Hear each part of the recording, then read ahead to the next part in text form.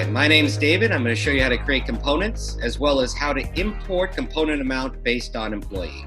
So let's first click on components.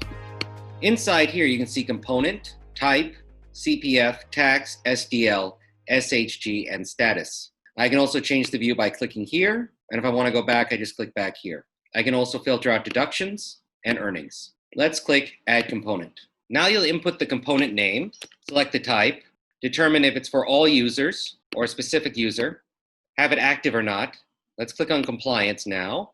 And then I can determine, is this also inclusive of CPF, tax, SDL, SHG?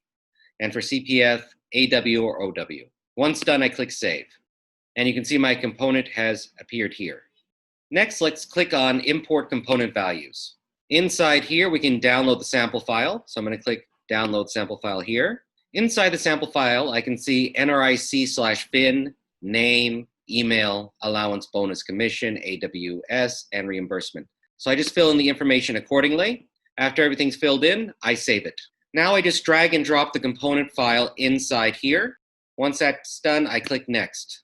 I see all the information is mapped correctly, and you can see that my custom component also appears here. So you just add it to that list. And I click Next, and I can see the information. If everything looks good, then I can submit.